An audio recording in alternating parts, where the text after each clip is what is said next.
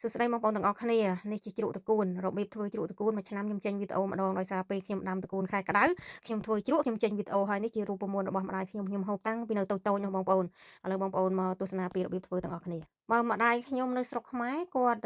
ចូលចិត្តយកអាត្រកួនស្រួយអាត្រកួនធំជ្រក់ឆ្ងាញ់តែដោយសារខ្ញុំដាំត្រកួនម៉ាក់នេះហើយខ្ញុំធ្វើនឹងទៅខ្ញុំបេះស្លឹកចេញឲ្យស្អាតហើយ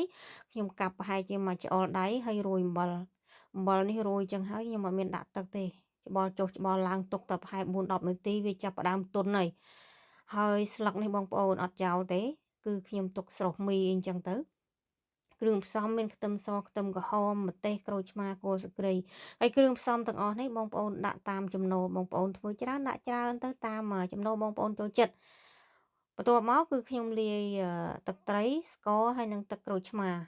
ចំពោះទឹកត្រីនេះបងប្អូនដាក់ច្រើនតិចអីតាមតគូនយើងតិចច្រើនទេ យើងប្រើស្ករត្នោតអីក៏បានដែរនៅពេលដែលត្រកួននឹងទុកវាទន់ជាមួយអំបិលហើយខ្ញុំច្បាច់ហើយខ្ញុំយកទៅលាងទឹកឲ្យស្អាតណាពោះត្រកួនកាលណាយើងច្បាច់ជាមួយអំបិលទៅវាចេញជ័ររាងខ្មៅអញ្ចឹងយើងលាងទឹកវាឲ្យស្អាតនៅពេលដែលលាងទឹកស្អាតហើយបងប្អូនទុកឲ្យស្រស់ទឹកទៅបើមានកញ្ច្រែងដូចខ្ញុំល្វីវាឲ្យវាអស់ទឹកណាកុំឲ្យវាមានទឹកច្រើនអញ្ចឹងខ្ញុំដាក់ចូលក្នុងចានអញ្ចឹងទៅ បន្ទាប់មកខ្ញុំដាក់ទឹកត្រីសូមបញ្ជាក់បងប្អូនប្រើប៊ីចេងក៏ប្រើទៅខ្ញុំ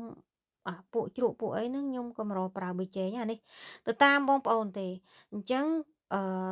យើងប្រើគ្រឿងផ្សំតិចឬច្រើនទៅតាមបងប្អូនមានតគូនតិចឬច្រើនហើយគ្រឿងផ្សំក៏អញ្ចឹងដែរហើយបងប្អូនភ្លក់រសជាតិទៅជូរហឹរប្រៃមកល្មម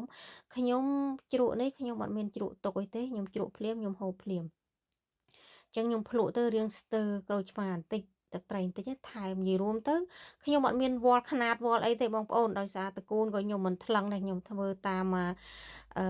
ខ្ញុំរសជាតិខ្ញុំហូបអញ្ចឹងយើងដាក់គ្រឿងផ្សំចូលគ្នាទាំងអស់ទៅហើយដាក់ស្គ្រីតាមបងប្អូនចូលចិត្តចឹងបងប្អូនសាករូបមន្តនេះទៅដោយសារអីខ្ញុំធ្វើតាមតែរូបមន្តម្ដាយខ្ញុំទេហើយអញ្ចឹងបងប្អូនសាកមើលទៅហើយក្នុងវីដេអូនេះ មានតែប៉ុណ្្នឹងទេមានការខុសឆ្គងត្រង់កន្លែងណាមួយសូមអធិស្ឋានជូនពរបងប្អូនទាំងអស់គ្នាសុខភាពល្អពីម៉ែសវណ្ណនៅប្រទេសអង់គ្លេស